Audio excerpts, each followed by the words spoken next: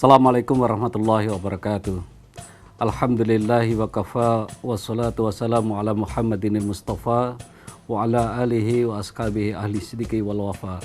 Asyhadu an la ilaha illallah wahdahu la syarikalah wa asyhadu anna Muhammadan abduhu wa rasuluh. Amma ba'du. Pemirsa sekalian yang dirahmati Allah Subhanahu wa taala. Alhamdulillah kita jumpa lagi dalam risalah iman. Pemirsa yang dimuliakan Allah Subhanahu wa taala, kita bersyukur pada Allah Subhanahu wa taala atas segala karunia nikmatnya, yang mana terutama adalah nikmat iman. Karena dengan nikmat yang sangat besar ini, yaitu nikmat iman, kita dapat menjalankan kehidupan ini dengan sebaik-baiknya. Salawat dan salam semoga selalu dilimpahkan kepada junjungan kita Rasulullah Muhammad SAW, teladan dalam kehidupan kita, yang telah mengajarkan, membina, dan membimbing kita untuk dapat melaksanakan dinullah di muka bumi ini dengan penuh keridhaan Allah Subhanahu wa taala. Salah satu hal yang dipesankan oleh Rasulullah SAW dalam sebuah hadisnya yang diriwayatkan oleh Tirmidzi, beliau bersabda, "Ittaqillaha kaitsumma kunta wa atbi'is sayyi'atal hasanata tamhuha wa khaliqin nasa bikhuluqin hasan." Bertakwalah kalian di mana saja kalian berada, dan susunlah keburukan-keburukan itu dengan kebaikan, niscaya itu akan dapat menghapuskannya. Dan tunjukkanlah akhlak yang mulia kepada setiap manusia. Pemirsa sekalian yang dimuliakan Allah Subhanahu wa taala, hadis ini menjelaskan kepada kita bahwa ada 3 pesan Rasulullah SAW yang bila kita mengamalkannya, kita akan mendapatkan suatu kemuliaan, kebahagiaan di dunia maupun di alam akhirat kelak. Yaitu pesan pertama yang disampaikan oleh Rasulullah SAW, "Ittaqillaha kaitsumma kunta."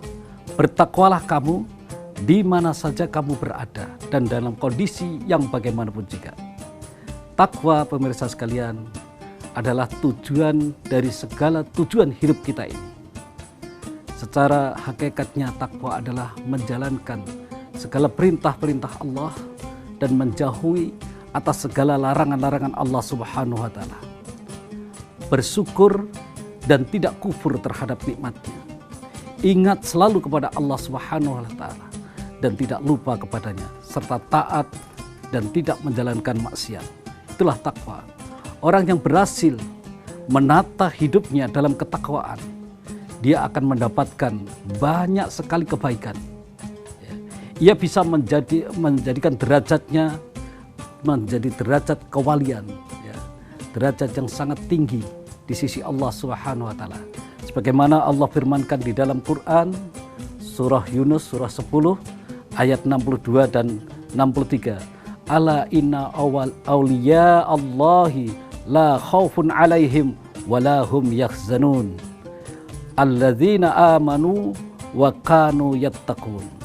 Ingatlah, wali-wali Allah itu tidak ada rasa takut pada mereka dan mereka tidak bersedih hati. Siapa? Yaitu orang-orang yang beriman dan senantiasa bertakwa kepada Allah Subhanahu wa taala. Selain daripada itu, pemirsa sekalian, orang yang bertakwa, dia akan mendapatkan derajat yang mulia di sisi Allah Subhanahu wa taala. Inna akramakum indallahi atqakum. Bahwa orang yang paling mulia di sisi Allah adalah orang-orang yang bertakwa kepadanya. Ia juga akan dibimbing oleh Allah Subhanahu wa taala untuk dapat membedakan antara yang hak dengan yang batil, sebagaimana Allah tegaskan di dalam Quran surah Al-Anfal ayat yang ke-29. Orang yang bertakwa, mereka juga akan mendapatkan dari segala solusi, dari segala kesulitannya, dia akan mendapatkan solusi dan keluar dari segala persoalan. Sebagaimana Allah jelaskan dalam Quran surah At-Talaq, "Wa may yattaqillaha yaj'al lahu makhraja." Barang siapa bertakwa kepada Allah, niscaya dia akan membukakan jalan keluar baginya. wa yarzuqhu min haitsu la yahtasib wa may yatawakkal 'ala Allah fahuwa hasbuhu. Dan dia memberikan rezeki dari arah yang tidak disangka-sangka. Dan barang siapa yang bertawakal kepada Allah, niscaya Allah akan mencukupkan keperluannya di dunia maupun di alam akhirat kelak nanti. Jadi pemirsa sekalian, itulah takwa yang selalu diajarkan oleh Rasulullah agar kita selalu bertakwa di mana saja, kapan saja, dan dalam kondisi yang bagaimanapun juga. Selain daripada itu, takwa juga akan mendapat kita, kalau selalu bertakwa kepada Allah, kita akan selalu mendapatkan ampunan dari segala dosa-dosa yang kita kerjakan.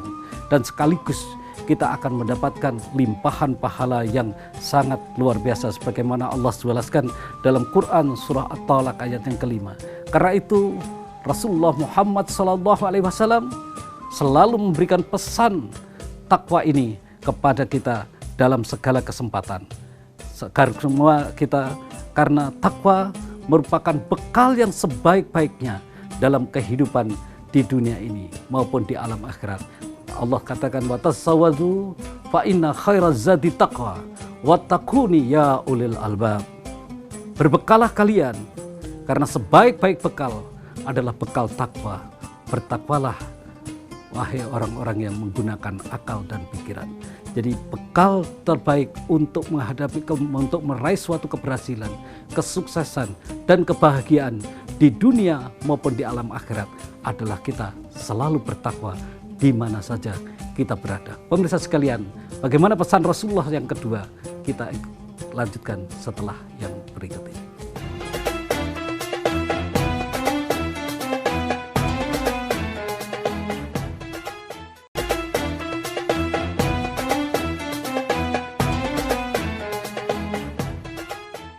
Terima kasih pemirsa, masih bersama Risalah Iman. Pemirsa sekalian, jadi pertama kali tadi Rasulullah SAW berpesan kepada kita agar kita bertakwa dalam kondisi yang bagaimanapun juga, di mana saja kita berada.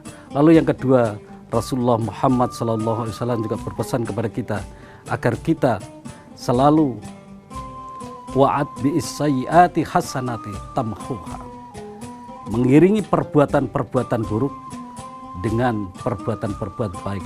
Insya Allah itu akan menghapuskannya.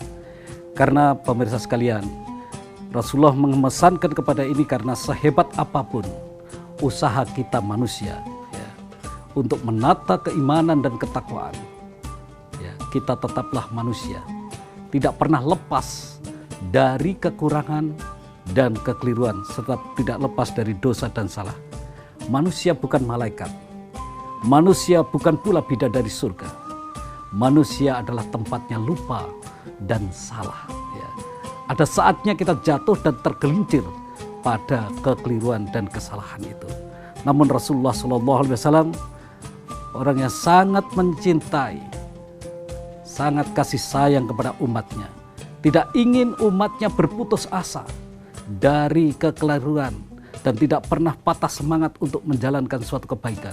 Maka beliau memberikan jalan keluar, yaitu pada saat seseorang tergelincir dalam kekeliruan dan kesalahan, hendaknya dia tidak putus asa dan tidak diam dan terus membiarkan di dalam kesalahan itu. Apalagi kalau bangga dan memamerkan dosa dan kesalahan itu. Tetapi Rasulullah berpesan agar mengiringi perbuatan-perbuatan salah itu dengan perbuatan-perbuatan baik. Insya Allah akan menghapuskan kesalahan. Sebab pemirsa sekalian, dosa dan kesalahan yang dibiarkan itu akan selalu membesar. Dan kalau sudah membesar, itu akan menjadi malapetaka bagi diri kita. Hati bisa menjadi rusak dan hati akan bisa menjadi berkarat. Ya, sebagaimana Allah Subhanahu wa Ta'ala dijelaskan bahwa kalau kita selalu berbuat dosa, hati kita nanti akan tumpul dan berkarat. Kalla bal ra'an ala qulubihim ma kanu yaksibun. Sekali-kali tidak, bahkan apa yang mereka kerjakan itu telah menutupi hati mereka. Jikalau hati sudah tertutup oleh dosa-dosa kesalahan, maka itu tidak akan bisa memancarkan cahaya keimanan. Maka dari itu, tempat dosa bagi orang yang beriman dan bertakwa, maka hendaknya kita iringi dengan perbuatan-perbuatan baik sehingga dosa tersebut akan bisa terhapuskan. Karena itulah Nabi SAW selalu memesankan kepada kita untuk menyusul perbuatan-perbuatan buruk yang kita kerjakan itu dengan amal-amal soleh yang baik. Karena hal itu agar hati kita segera menjadi bersih kembali sehingga bisa memancarkan cahaya. Juga agar semua tempat berpijak dan beraktivitas tidak menjadi saksi keburukan, akan tetapi sebaliknya menjadi suatu kebaikan. Oleh karenanya pemirsa sekalian, dalam Al-Quran dijelaskan agar kita selalu segera memohon ampunan kepada Allah Subhanahu wa Ta'ala jikalau kita mengetahui dosa-dosa yang kita lakukan, karena Allah zat yang maha pengampun. Wasari'u ila magfiratin min rabbikum wa jannatun arduhas samawati wal ard uiddat lil muttaqin. Kita diseru untuk selalu mohon ampun kepada Allah Subhanahu wa Ta'ala agar kesalahan-kesalahan kita itu bisa tertutupi sehingga kita menjadi orang-orang yang mendapatkan ridho dan mendapatkan ampunan dari Allah Subhanahu wa Ta'ala. Kalau ampunan sudah kita dapatkan, insya Allah kita akan bisa meraih surga Allah Subhanahu wa Ta'ala yang dengan penuh kenikmatan yang mengalir sungai-sungai di bawahnya, yang diberikan dan diperuntukkan bagi orang-orang yang bertakwa. Oleh karenanya pemirsa sekalian, iringilah perbuatan-perbuatan salah yang telah kita kerjakan dengan amal-amal kebaikan supaya kita bisa mendapatkan ampunan dari Allah Subhanahu wa Ta'ala. Itulah pesan kedua Rasulullah SAW kepada hambanya kita semuanya, agar kita tidak terjerumus pada jurang kesengsaraan dan keselamatan. Maka hendaknya kita iringi perbuatan-perbuatan yang salah kita kerjakan dengan perbuatan-perbuatan baik. Bagaimana pesan yang ketiga? Kita lanjutkan setelah yang berikut ini.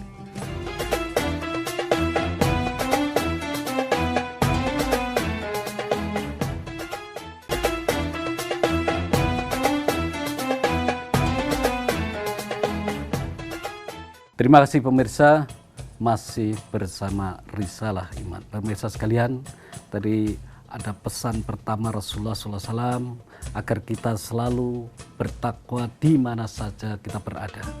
Yang kedua, kita selalu dianjurkan agar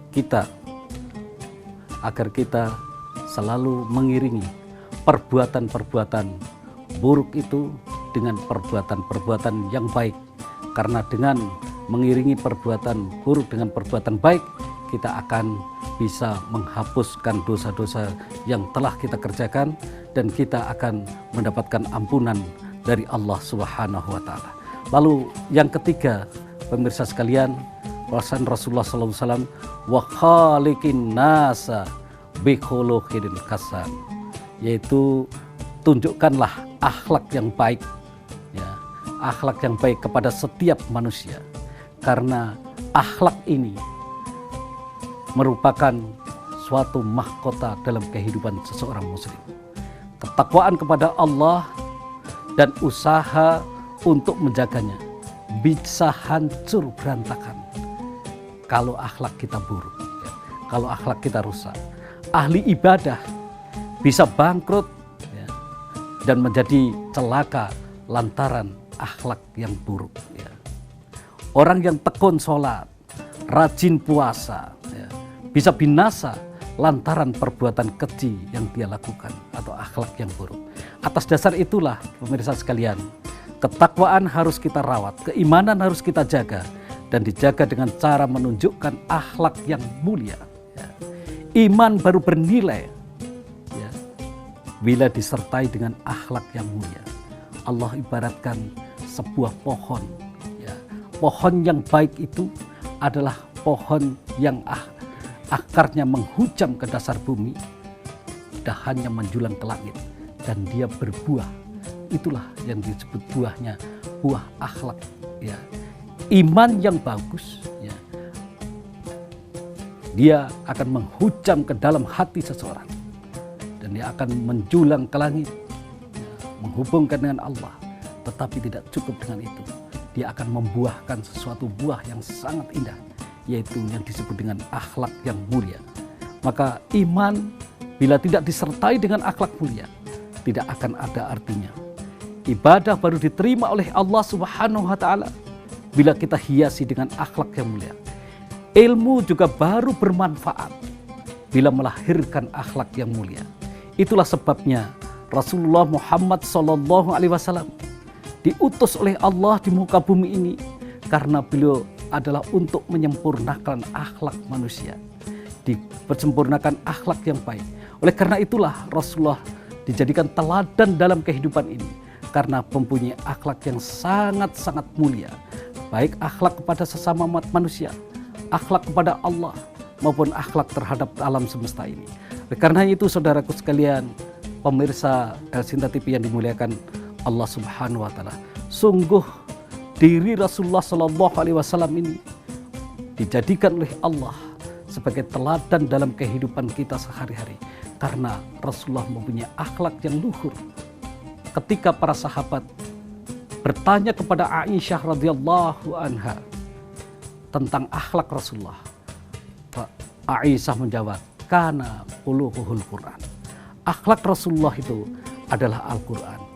Sungguh saudaraku sekalian, Al-Quran diwujudkan dalam kehidupan sehari-hari, ya, sehingga memancarkan akhlak yang mulia. Hal ini terlihat ketika suatu hari Rasulullah SAW pernah disakiti oleh orang-orang yang mendatangi beliau. Beliau tidak pernah membalasnya. Bahkan Rasulullah SAW menghadapi dengan penuh kesabaran. Setiap kali Rasulullah SAW melintas, ada seorang wanita orang tua, ketika Rasulullah SAW melintas di rumahnya, beliau selalu diludahi oleh wanita tua tersebut. Ya. Suatu hari saat Rasulullah SAW melewati rumah wanita itu, ternyata tidak ada yang meludahi. Karena itulah Rasulullah penasaran, sehingga bertanya kepada seseorang tentang wanita tua tersebut. Justru orang yang ditanya itu menjadi heran dan aneh. Mengapa Muhammad menanyakan orang yang selalu meludahi dia, yang selalu berlaku buruk kepada dia? Ya. Setelah Rasulullah SAW mendapatkan jawaban, wanita tua yang biasa meludahi itu ternyata sedang sakit. Ya. Justru beliau memutuskan untuk menjenguknya. Wanita tua itu tidak menyangka, saudara sekalian, jika Rasulullah SAW mau menjenguknya. Bahkan ketika si wanita tua itu sadar bahwa manusia yang menjenguknya itu adalah orang yang selalu dia sakiti, orang yang sering diludahi, setiap lewat depan rumahnya diludahi, si wanita tua itu pun akhirnya menangis dalam hatinya. Duhai, betapa luhur akhlak seorang ini, betapa luhur budi manusia ini. Kendati dia tiap hari aku ludahi, justru orang yang pertama kali menjengukku saat aku sakit adalah dia, Muhammad. Dengan menitikkan air mata, haru dan bahagia, si wanita tua itu lantas bertanya, wahai Muhammad, mengapa engkau menjengukku? Padahal tiap hari aku menyakitimu, tiap hari aku meludahimu. Rasulullah SAW menjawab, aku yakin engkau meludahiku, engkau menyakitiku, karena engkau belum tahu tentang kebenaranku. Jika engkau telah mengetahuinya, aku yakin engkau tidak akan melakukannya lagi. Mendengar jawaban itu, pemirsa sekalian, yang jawabannya sangat bijak dari Rasulullah SAW, wanita itu tua pun akhirnya menangis dalam hati. Dadanya sesak, tenggorokannya terasa tercekat. Kemudian dia penuh kesadaran, ia berkata, wahai Muhammad, mulai saat ini aku bersaksi untuk mengikuti agamamu. Lantas wanita tua itu berbaiat dan mengucapkan syahadat, dua kalimat syahadat, asyhadu an la ilaha illallah wa asyhadu anna Muhammadar Rasulullah. Ya, tidak ada Tuhan yang disembah kecuali Allah, dan aku bersaksi bahwa engkau Muhammad adalah utusan Allah. Subhanallah. Itulah akhlak yang ditunjukkan oleh Rasulullah SAW, sehingga orang yang menyakiti pun merasa tidak pernah mendapatkan balasan kesakitan dari Rasulullah, sehingga akhlak yang demikian dapat mengundang manusia untuk dapat bersimpati dan menunjukkan kebaikan. Begitu pula Rasulullah SAW terhadap seluruh umat manusia. Ya, di saat apapun juga kepada alam semesta, Rasulullah sangat mempunyai akhlak budi petir. Itulah yang harus kita contoh dalam kehidupan kita. Maka beliau selalu berpesan kepada kita agar kita selalu menunjukkan akhlak yang mulia ini kepada seluruh umat manusia. Bahkan tidak hanya kepada manusia, kepada alam semesta pun kita hendaknya berakhlak yang mulia kepadanya. Karena akhlak ini merupakan wujud dari keimanan dan ketakwaan kita kepada Allah Subhanahu wa taala. Itulah pemirsa sekalian, 3 pesan Rasulullah SAW. Jikalau kita lakukan dan amalkan dalam kehidupan kita, kita akan mencapai suatu keberhasilan dan kesuksesan serta keberuntungan di dunia maupun di alam akhirat kelak nanti. Jadi, takwalah kepada Allah di mana saja berada. Ikutilah perbuatan buruk dengan perbuatan yang baik. Insya Allah akan menghapuskannya. Dan tunjukkanlah akhlak yang mulia kepada semua umat manusia. Engkau akan mendapatkan derajat yang mulia di sisi Allah Subhanahu wa taala. Pemirsa sekalian, akhirnya mudah-mudahan kita semuanya mampu untuk menjalankan pesan Rasulullah SAW dalam kehidupan kita sehari-hari. Aqulu qouli hadza astaghfirullahaladzim li wa lakum wa lisairil muslimin. Assalamualaikum warahmatullahi wabarakatuh.